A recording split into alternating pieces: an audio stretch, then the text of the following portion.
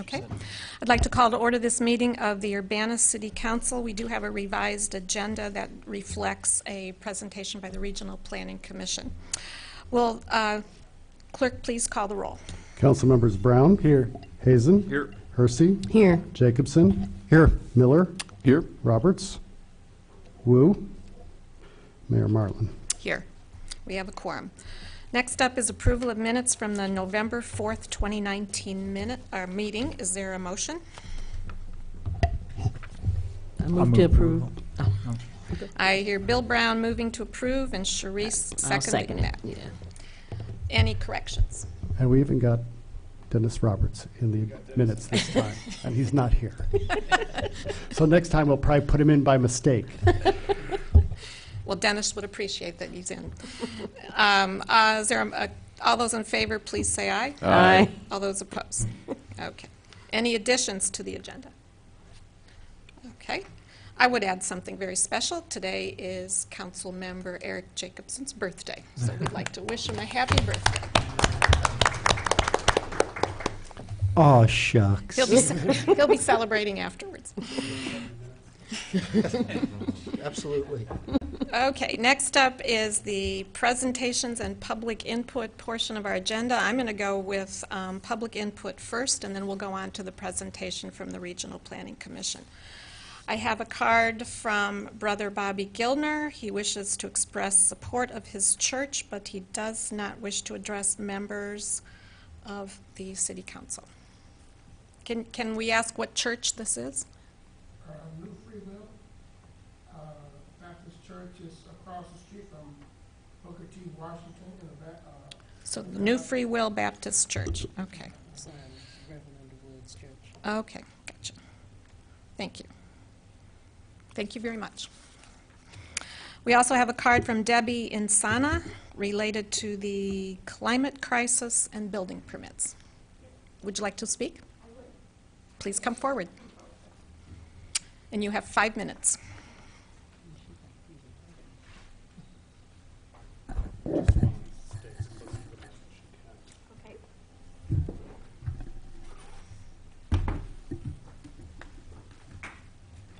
I have some printed copies of what I'm talking about. This is Okay. helpful. Thank you.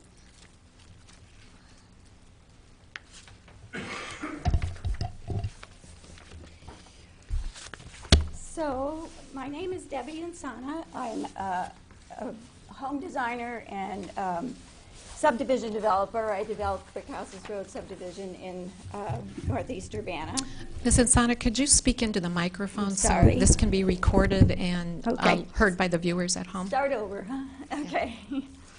So my name is Debbie Insana, and I'm a home designer and developer of Brick Houses Road, which is a subdivision in rural Urbana. And I'd like to talk to you about the climate crisis and an idea that I would like to share with you about how Urbana can start curbing some carbon emissions that originate in Urbana through building permits that are issued here.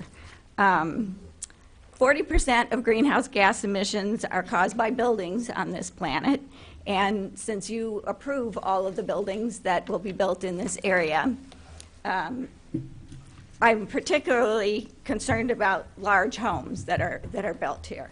And so I have this poster, which I think most of you have there, so I will share this with people behind me.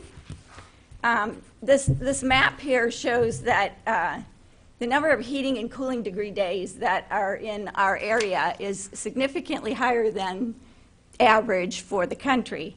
These graphs down below, the average home energy costs, the top one there, is from the Energy Information Administration, and it says that the average home uses about half of its energy in heating and cooling costs.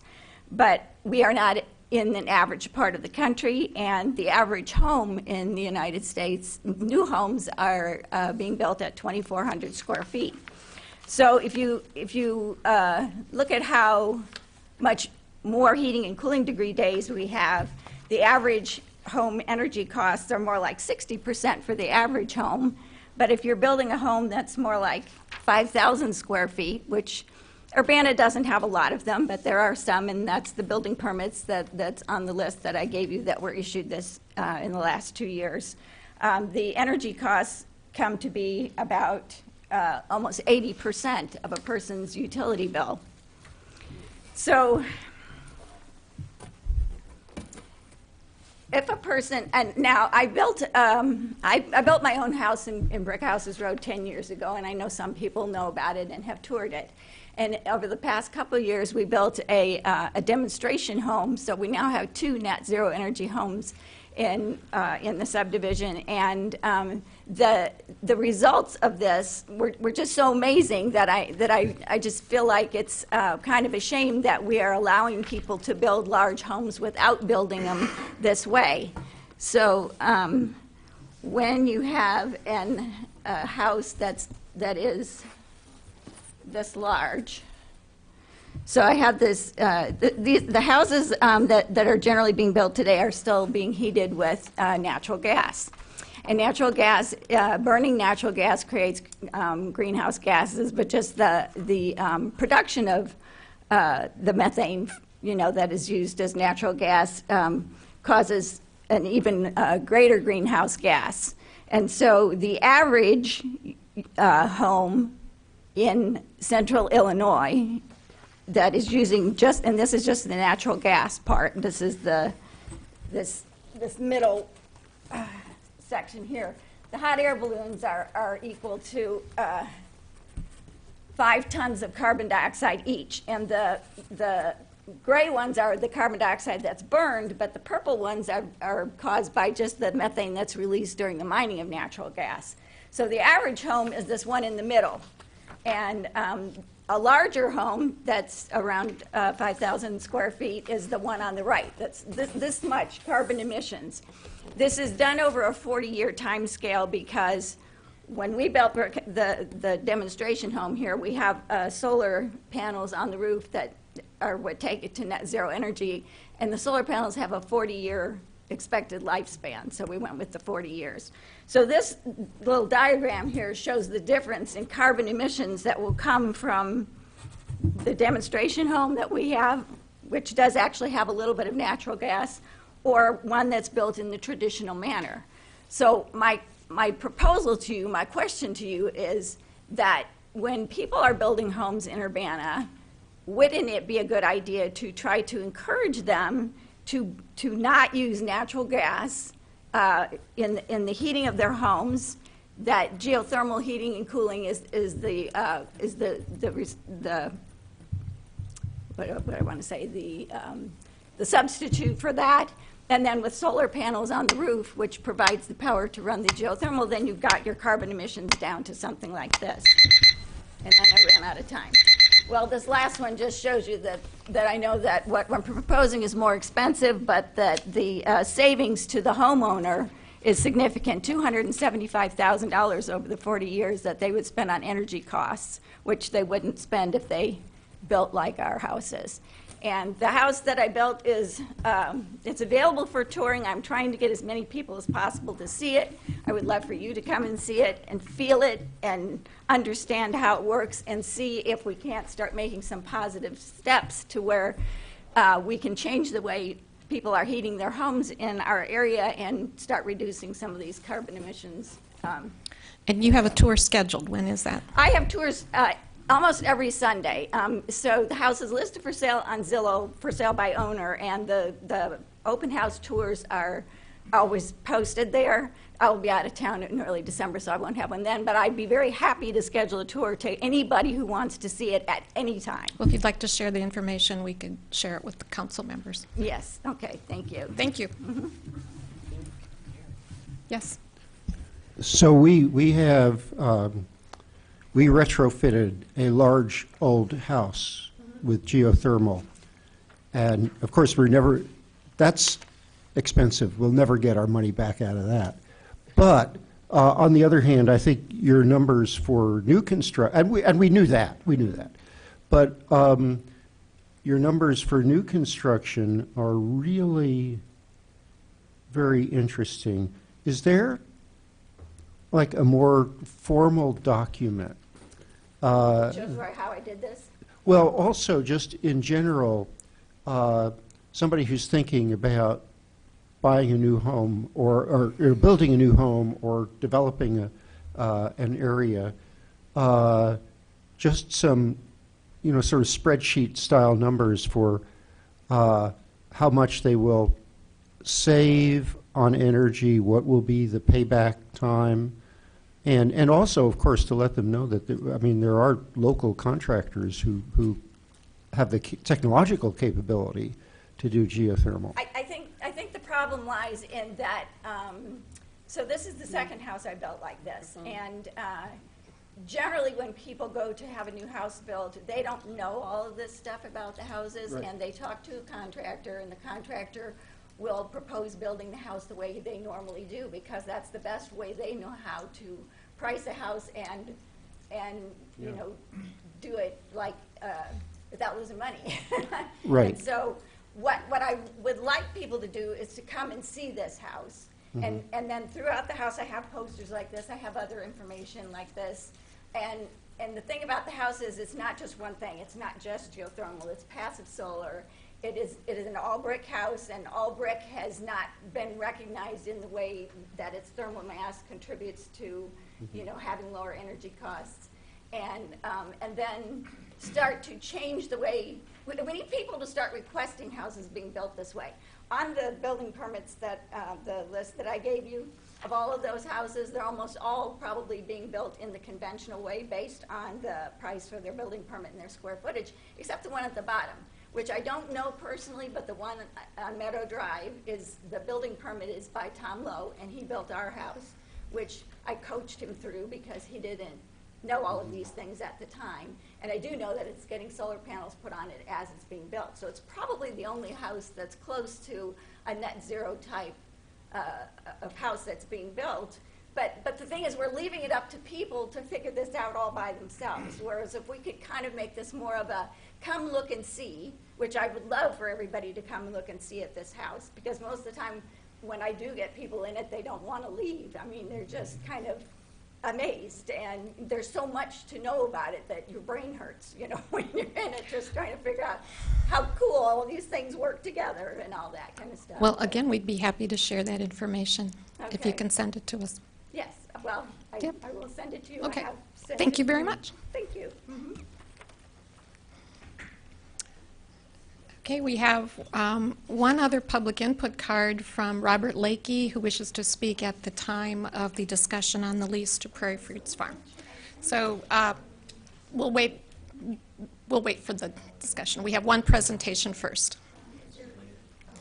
Yes, so the Regional Planning Commission would like to present on the long-range transportation plan.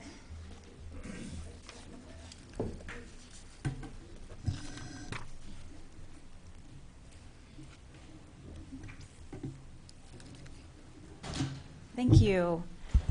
My name's Ashley. I'm a transportation planner with the Regional Planning Commission, and I'm here with Rita Black. She's our planning director at the Regional Planning Commission. And we would like to give a little overview of the long-range transportation plan. This is a federal requirement for the region, and we update it every 5 years. It has a planning horizon of 25 years, but it does get updated every 5 years per federal requirement. So I'm going to give you an overview of our website. Our document this year is in the form of a website to make it more publicly available and accessible to the public and also the agencies that refer to it. So here, this is the home page here. And just to point out before I get started, we are currently in a 30-day public comment period. These blue boxes are at the top of each page. And these little comment boxes are next to each section. And if you click on them, an email will open up where people can leave comments or email comments directly to us on the section that pertains to wherever they're located in the web plan. So first, a little bit about our planning area. So this is a map here. It is focused on the Champaign-Urbana urbanized area as defined by the 2010 census. The urbanized area boundary will be updated with the upcoming census. But right now, this is the heart of our planning area, as well as Mahomet. But the boundary itself, for what we refer to as the metropolitan planning area, is this gray line, and it does include a lot of undeveloped, non-urban area around the urbanized areas. And that is because of the 25-year planning horizon. We want to make sure to consider any land that may be adjacent to or relevant to urbanized area over the next 25 years. So that is the planning area that this plan pertains to. And in the process of developing the plan, because it is a regional plan, it does not take the place of any local plans, but it is intended to incorporate local plans, but also define a regional vision for the future. So this is a list of the different agencies that served on the steering committee. Because it is such a wide-ranging plan, we try to include all agencies that we can that are relevant to transportation, that are in and out of the immediate urbanized area. So that includes county organizations like the Emergency Management Agency, PACE here in Urbana, Mass Transit District, as well as all of the local municipalities that are in the urbanized area or within the planning area. So townships, cities, villages, some representatives at the university, all agencies that are relevant to our local transportation system. So these tabs at the top give you a sense of the main components of the plan. I'm just going to step through a couple of them quickly to give you a broad overview. So for existing conditions for our long-range transportation plan, we try to include a baseline of a lot of different characteristics of our area so that we can then use that as kind of a platform to start visioning for the future. So we cover demographics, land use, environment, health, and transportation. And I won't go through all of them. I'll just point out a couple kind of general themes. So here in demographics, we see, as expected, these are bar graphs that pertain to each of the municipalities. The blue part, and this is for age distribution in our area. So just as an illustration, no one will be surprised that this turquoise color represents college-age adults, which you can see are more represented in Champaign and Urbana than the rest of the municipalities, which also means that youth and older residents are less represented in these municipalities. So this section covers a lot of different demographic information relevant to transportation. Moving to land use, we cover things like population density, historical sites that may be impacted by transportation developments. And I will just point out here that one trend that we've been seeing, these charts represent residential land area by category from between 2007 and 2017. So these first two charts look at Champaign, these second two Urbana, and these last two Savoy. This red area represents single-family residential area. So as you can see, most of the residential land area is consumed by single-family property. But if you look from 2007 to 2017, in each of those three municipalities, multifamily housing is increasing in every single case, most significantly in Urbana. Let's skip down to environment. Just a brief note that greenhouse gas emissions by sector here are represented in this chart here in 2017, and the red area you'll see is transportation.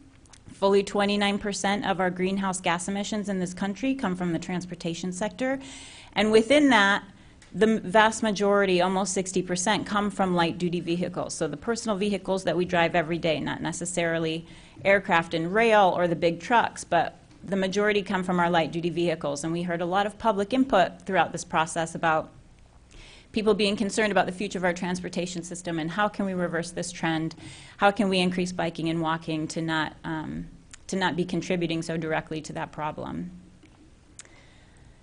So next, we also cover some health. As a transportation agency, particularly at the regional level, we want to be aware of how our transportation system impacts population health.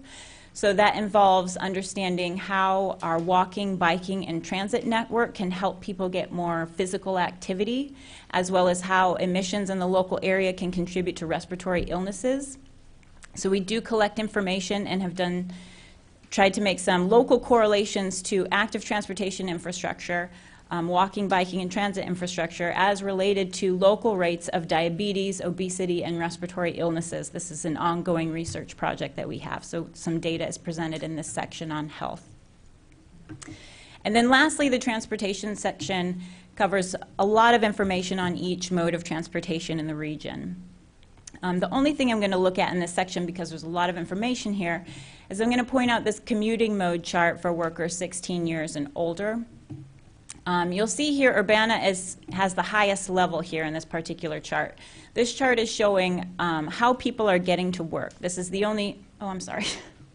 Great. Let me see if that will pop back up. Okay.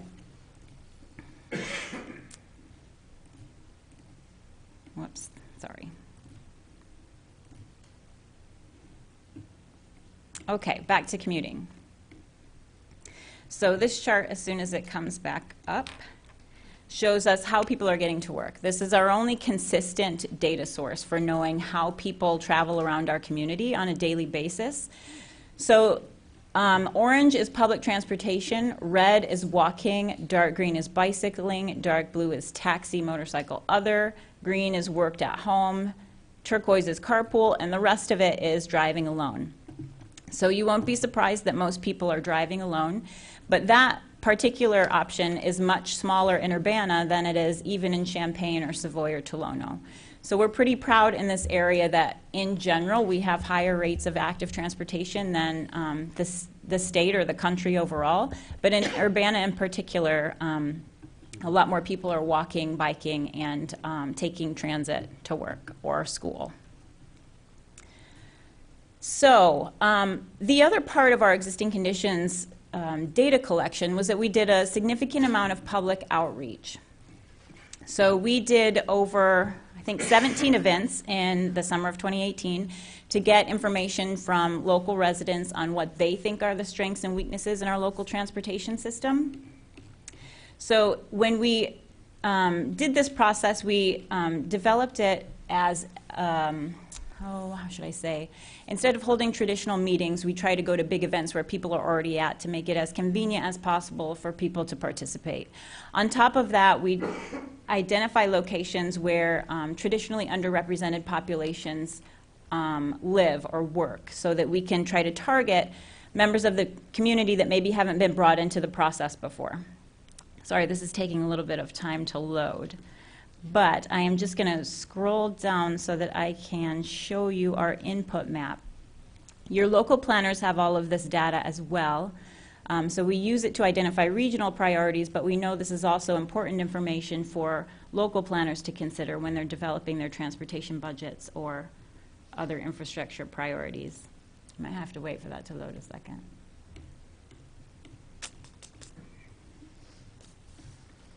Well, I'll just tell you that we have an input map. There's over 800 points on the map where people have physically put a marker on the map and then told us, you know, what they like or don't like about a particular mode or a accessibility problem at different locations around the community. So it's a tremendous amount of information for local planners to use to help prioritize how and where to improve the transportation system. So this went into developing our goals and objectives for the future.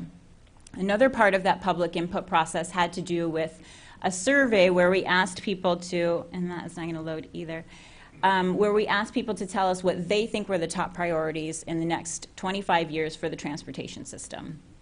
Our three main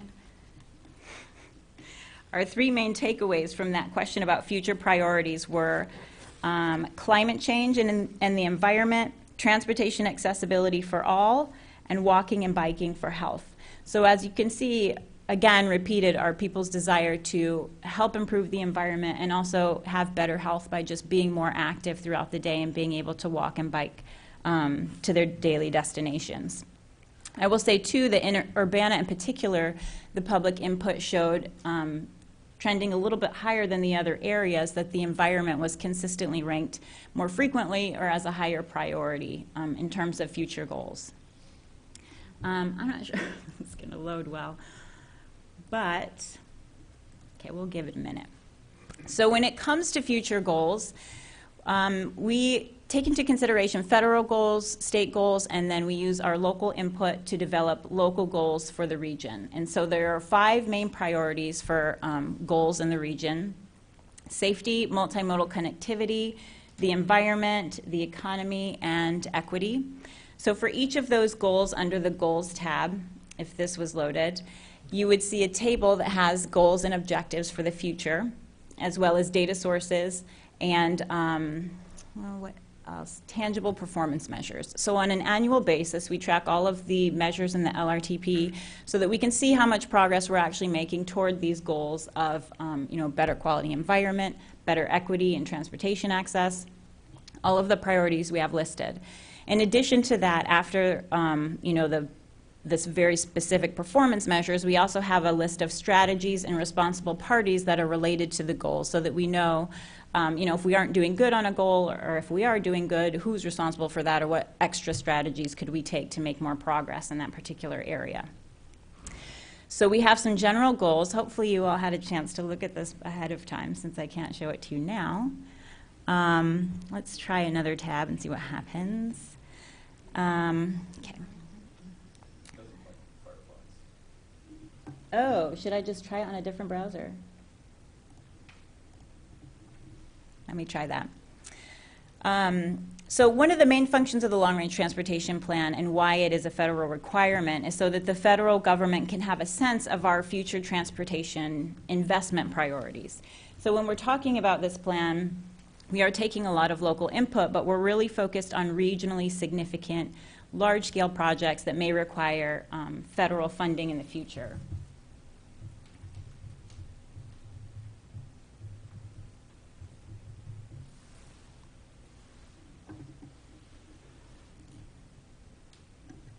So along those lines, part of... Okay. This is not going to happen. Along those lines, we developed a list of priority projects for the future. So these are called our vision projects. Some of the ones from Urbana in particular, or that involve Urbana, are... You're probably aware that currently Urbana is undergoing a study to extend the Kickapoo Rail Trail. So in the long-range plan for 2045, we've included extending that trail all the way through Mahomet. We got a lot of positive feedback on that particular project. And so that is on our long-range priority list for future funding. So any project that is part of the long-range transportation plan then has a better chance of securing federal funding because the first thing they'll ask on a grant application is this project reflected in a plan somewhere? Has it been reviewed by the public? Does it have the support of local agencies? And so this is a great plan to be able to represent those projects going forward when they're looking for funding. Okay, so let me just zoom in on this a little bit, if it will cooperate. So this is one of the posters we used during the public outreach period, and you can't really see the detail here, but this is an attempt, this is a map of some of the regionally significant projects for the future. And then over here we have our overarching goals and objectives. And the idea here was to help people understand how each of these regionally significant projects actually connects back to our goals. So for instance, for the Kickapoo Rail Trail, which is listed right here, we see that it hits almost every one of our 5 main overarching goals. It will help with multimodal connectivity, it will help with equity, it will contribute to economy and tourism, and it will help improve the environment if it actually allows people to do more biking and walking as opposed to driving alone in their cars. So this is this poster summarizes several of the vision projects here. One of the other ones in Urbana on this list, down here you see a multimodal transit hub in downtown Urbana. This one also contributes to almost all of those overarching goals. That's a project that's a vision project. There's no current funding for it, but it is something that the community is excited about, and I know some public agencies have already been in discussion about. Another one in Urbana, some of these are general to the region, like increasing overall ADA sidewalk and curb ramp accessibility. So you can get in, there's more details about these here and in the plan. And in addition, to get people excited about the plan and to get them to understand why we do it, we developed a couple of videos, and some of these regional projects are included in our 2045 vision video to help people imagine, how these projects would actually look, how they might change, their daily mobility. Because thinking into the future is not, a natural activity we all do. So part of our role as the Regional Planning Commission looking to 2045 is to help people imagine these before they actually happen, so that they're not as scary, so that we can plan for them in the way that we want them to be, and so that people start thinking about, how do they change their behavior now in order to have the future that they really want. So along with our regionally significant projects, I don't want to make anyone dizzy, but I'm going to scroll down here. We also have a list of future projects that are not regionally significant necessarily, but local projects that are local priorities and are currently unfunded. In the event that they would also be looking for federal funding in the future, we wanted to be able to represent them in the plan in some way. So there's a map here that you can zoom in and out of to look at different projects that were submitted by different agencies. And Urbana has several on this list here and down a little bit. So we also got some public input about, once we defined our goals and objectives, we got some input on how people think they would like to incorporate them into the future. So if we got a lot of input about people wanting to walk and bike to work, et cetera, but what is preventing them from doing that now? So we got input on some of the barriers and opportunities related to some of our overarching goals, so that we could then get ahead of them and try to figure out ways to incorporate and implement some of these goals and actually realize them as we have getting a better understanding of why they're not already happening. So is it weather that's preventing you from going to work, or is it just the fact that you live too far from work? So understanding the relationships between these decisions we have to make on a daily basis about our transportation system. We have a separate map for bike and pedestrian projects because they're such smaller scale and there's so many of them that we put them in their own map so that it made it a little bit easier to read. So there's a lot of information on that tab about the Future Vision projects. You can learn more about the details of the public involvement under the Public Involvement tab, and then additional documentation on the statistical modeling we use to project population and employment and land use into the future as part of this plan will also be available under this appendix tab. I think I covered most of the sections. I'd be happy to answer any questions or go into any additional detail about any of these aspects that you might be interested in. Any questions? Bill? Thank you, Ashley. Yeah, Yes. thanks. I really like the interactivity of it and the embedded maps especially, be able to zoom in and out. On the maps that show accidents, it would be really helpful to be able to select an accident and see the date and time that occurred, and if possible maybe a few details about what type of accident it was. As far as I know, the data that's maintained, the records show various things like whether it was a rear-end collision or a T-bone or right hook or whatever. Yes. But those kind of things I think would be really helpful when we're looking at specific road improvements to be able to look at accidents over the last 5 years. Do you know how many of your survey responses were unique responses? You said there were 800 points on a map, but it doesn't necessarily mean 800 people responded.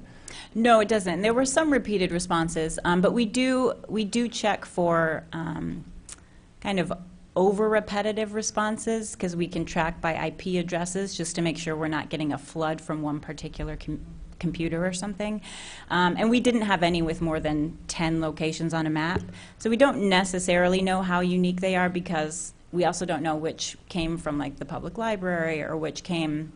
We also have tablets that we use at our public input events, and so of course we'll get like 100 from the same device. But we're relatively secure in the fact that it's not being taken advantage of, but yeah, we don't know exactly how many are unique. And then on the commute to work, I know that's census data, and I think you make reference to the fact that most bicycle trips aren't even commuting to work trips. They're like to other things, or go grocery shopping or to friend's house or whatever. Right. I think 85% of, I think that's the number. By some estimates, yeah. 85% of bicycle trips are not commute to work.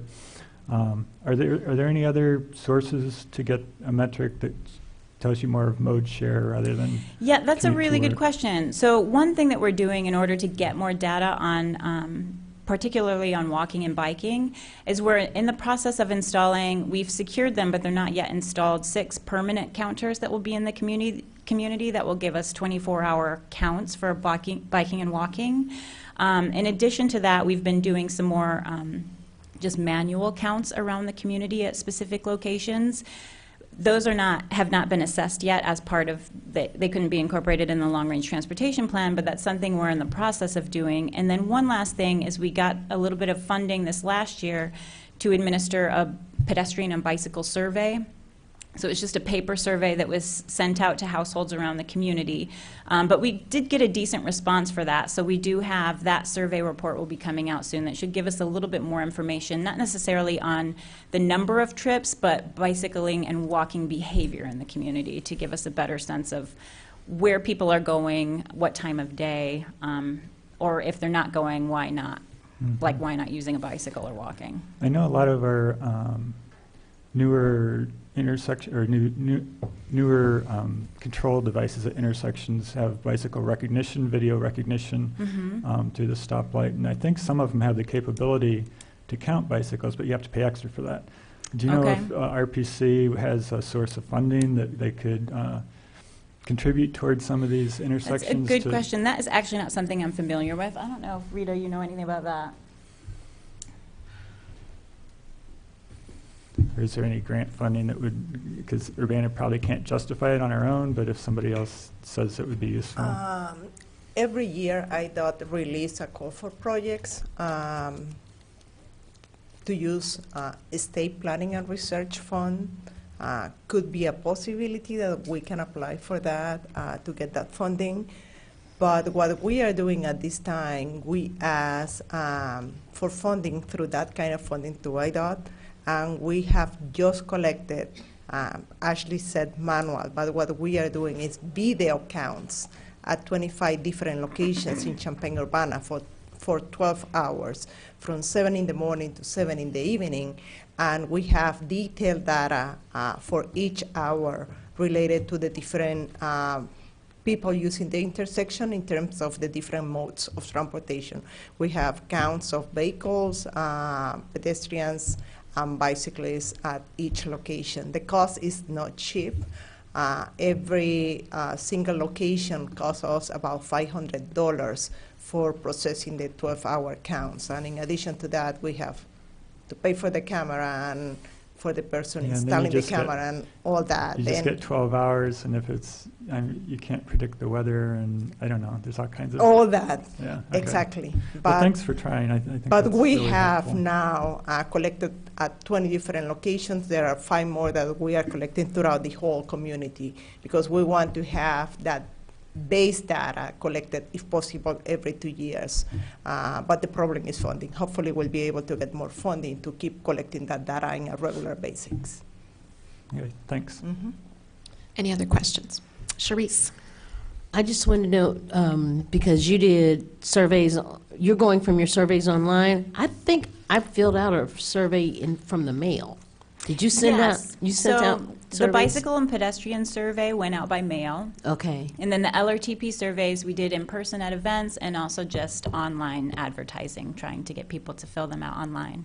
Most of them came at events. So you must have gotten a bicycle and pedestrian survey. Okay. So that's thank why- you if you filled it out and sent Because it I was back. like, it was pretty intense. I'm like, wow, these are getting really detailed about these questions. So I was just wondering if, how many of those surveys that you sent out came back to give you information regarding this particular, the long range Transportation plan. Yeah. So those are the input from those is not included in the long-range transportation plan. That'll be a separate report that goes out. That Okay. data actually hasn't been processed yet. But we sent out, I think, 1,700 surveys, and we needed to get back 256 in order for it to be statistically representative, and I think we got almost 400 back. Excellent. Okay. Yeah. So hopefully that will be illustrative. But again, the data hasn't been processed, so unfortunately I can't tell you what those results are. Okay. No, I just wanted to know if it was kind of in the same vein, but I Yeah. see it is, but not. Right. But Right. Yes. Okay. Thank you.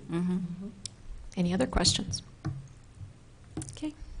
Thank you very much. Thank Can you. you Thank remind you. us again the deadline for comment on the LRTP?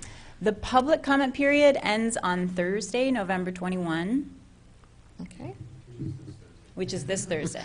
Exactly. great. Go home and start reading. Yes. Thank you. Next item on the agenda is unfinished business. We have none.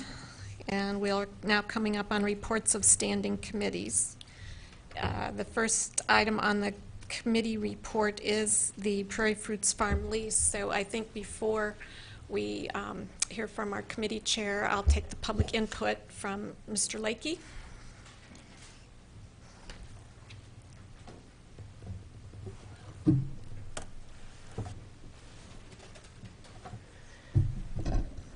Yes, I'm Robert Lakey, and our family has farmed that 7-acre patch that you guys have got under proposal to rent to the Prairie Fruit Farm for $350 for the whole 7 acres.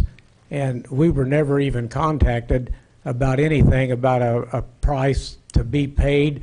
And we've always negotiated with the city, but all I know is I read in the paper where you're going to try to rent the farm to the Prairie Fruit Farms for $350, and we were paying $700. So I guess I don't understand the logic of why you would want to take less money when you're getting more money for it. Okay. I guess I would like an answer to why you chose to go this route when, like I say, we've been out, and we were, you know, and I'm very much on board with Olympian Road, don't take me wrong, and I would more than gladly just give the ground up to get this thing moving through because it has been a very good through road for traffic out there. But I guess I don't understand the logic on why you would take less, rent for something. Well, it's not just a question of the rent itself, it's the purpose or the use of the land, and we issued a request for proposals. We received 2 proposals, and the focus of the RFP was to use the land, number 1, restore the soil, and number 2, use the land for food production rather than grain production. So that's the reason for going in a different direction. So I guess I still can't buy that. So I guess I don't understand it. And I've got a proposal here for $1,400 for that ground. So if you want to rent it to them for $350, thank you for answering to the taxpayer why you took less money to help somebody out like that. And that guy was against Olympian Road all the way through, and he's going to make a lot of money on fruits out there to sell to the up here to the public. So I will guarantee he'll make more off of that than we'll ever make off of it farming it. Thank you. Thank you for your comments. So before you vote, I guess you need to consider this proposal that I've got here for $1,400. Did you want to read that into the record? Yeah. Okay, yes. why don't you read that into the record? We, Bob and Jason Lakey, farmed the 7 acres that we rented from the city for $700 an acre. We submit a bid of $1,400 for the same parcel with a 5-year lease starting for 2020 crop year. Okay, thank you very much. Do you want this copy, or is it? Would you please give it to the city clerk, and it'll be entered Thank into you. the record. Thank you. Okay, is there, Bill, is there a motion? Yeah, the committee met last week, and we forwarded several ordinances and resolutions to council, all with recommendation for approval. First is ordinance number 2019-11-062, an ordinance authorizing the lease of parcels with pins 25-15-29-400-023 and 024 to Prairie Fruits Farms LLC. For the committee, I move approval. Is there a second? I'll second. Moved by Bill, seconded by Jared. Further discussion? Sharice? For the gentleman that just had his input, didn't we have a public meeting, hearing on that before? Okay. Yes, we did. I just wanted to know, I don't know, I thought we had a public, and no one showed up. Am I correct, sir? Correct. So there was a public hearing regarding the lease of this land, and no one showed up to give a yay or a nay regarding the leasing of the land. Well, we're in discussion now here. So I just wanted to make clear that I remember there being a public hearing regarding Yeah, that. it was last week. Oh, okay. Any other comments? Bill? Yeah, I mean, I noticed, with the RFP, there's also a lot of staff time that went into this. I don't think it was a question of dollars. I think it was a initiative from the administration and maybe from the Sustainability Advisory Committee. I don't know who started this, but there was some initiative to encourage some local food development, tourism. I know our market at the square emphasizes local foods and things like that. So I think it was more than just a dollars and cents issue. So it doesn't come down to whether we're going to make another $700 a year on it. It's just it's more of a strategic strategy to encourage tourism or to expand the availability of local foods.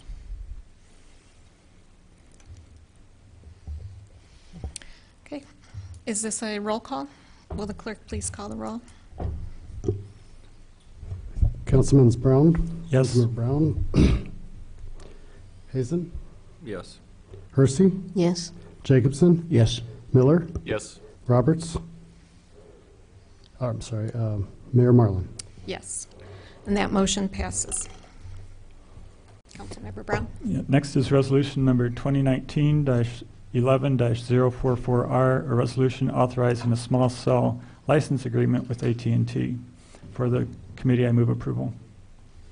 I'll second. Any discussion? Will the clerk please call the roll? Councilmembers Brown? Yes. Hazen? Yes. Hersey? Yes. Jacobson? Yes. Miller? Yes. That motion passes. Only 5 tonight I to keep call. waiting for the Yeah, next no. person. Next- Thank you. Next is resolution number 2019-11-045R, a resolution approving an intergovernmental agreement with Champaign County Regional Planning Commission for media production services. For the committee, I move approval. Second. Moved by Bill, seconded by Sharice. Any discussion? Will the clerk please call the roll? Councilmembers Brown? Yes. Hazen? Yes. Hersey? Yes. Jacobson? Yes. And Miller? Yes. That motion passes. Next is ordinance number 2019-11-063, an ordinance amending Urbana City Code Chapter 22, Article 7, Section 22-91A, amendment to the food and beverage tax ordinance. For the committee, I move approval. Second.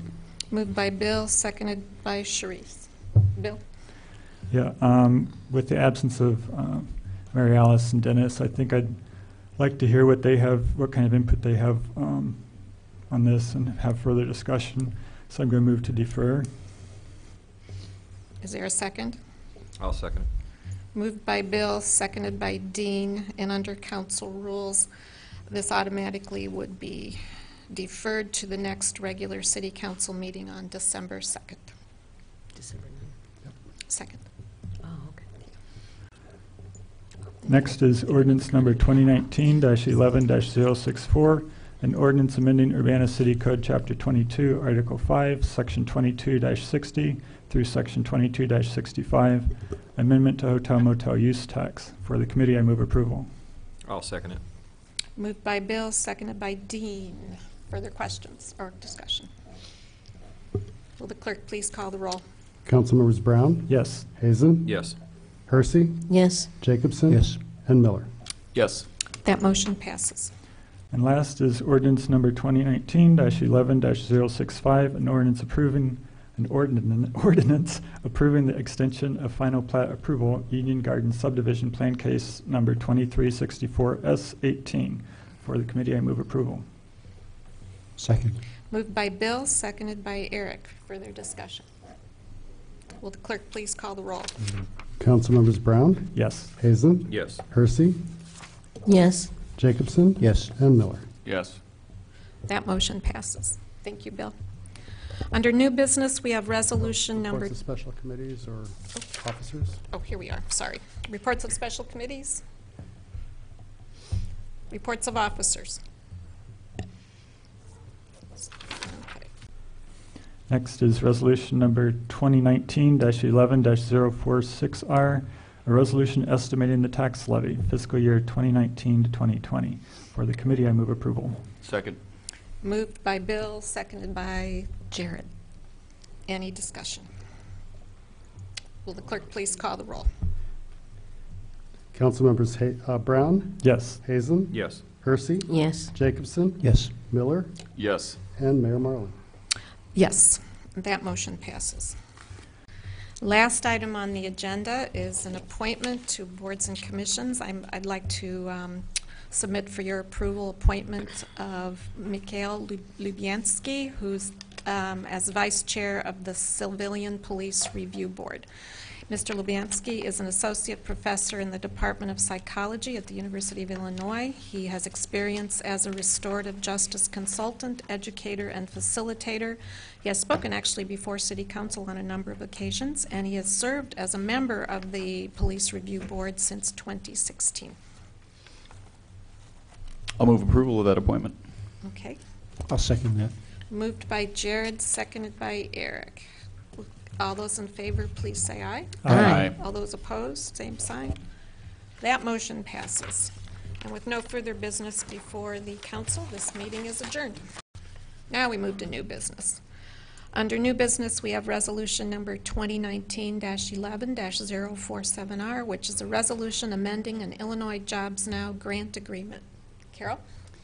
This all goes back about 10 years ago when we got an Illinois Jobs Now grant to extend Olympian Drive. And the short version of it, you have the memo, is that after cleaning up the paperwork associated with it, it was determined by IDOT that we're actually eligible for almost another $200,000 under the grant, and this resolution would amend the agreement to allow us to receive that additional funds.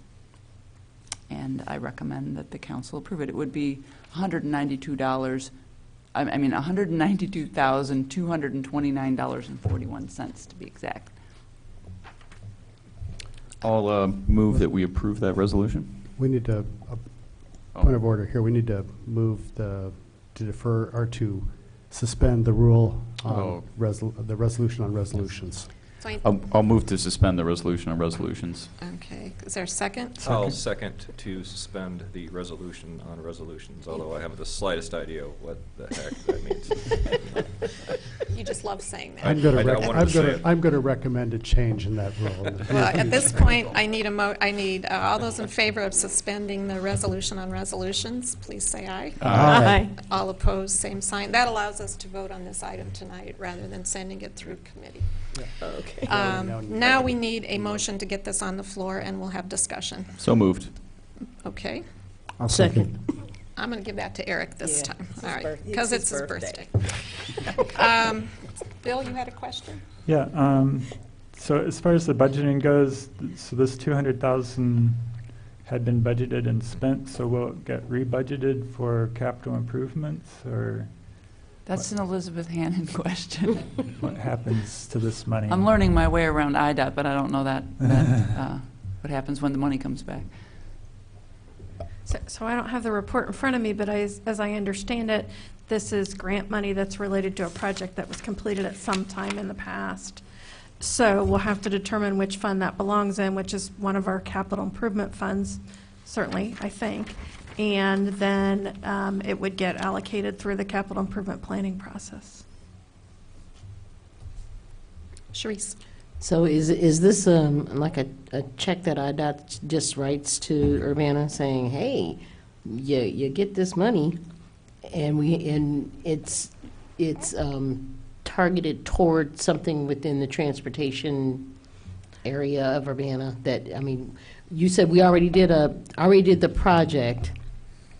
So I'm assuming that the project 10 years ago, whatever it is already kind of paid for. I'm going to let Carol Yes, answer this So- is for Olympian Drive, the section that was built between Apollo Drive and Lincoln Avenue. Okay. And the way IDOT does most of these grants is that you pay and they reimburse eligible expenses.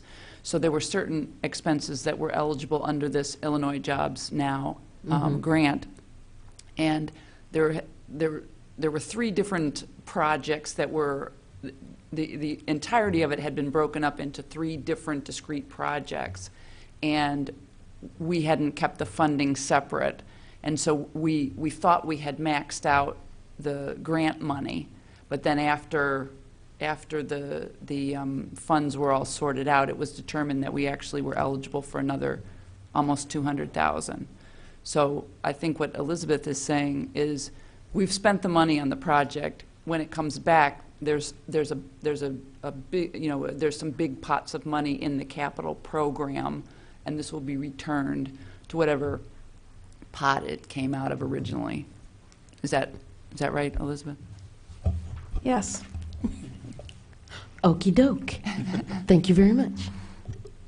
Bottom line, it's good news. Any further discussion? Will the clerk please call the roll? Councilmembers Brown, Yes. Hazen, Yes. Hersey, Yeah. Jacobson, Yes. and Miller. Yes. That motion passes.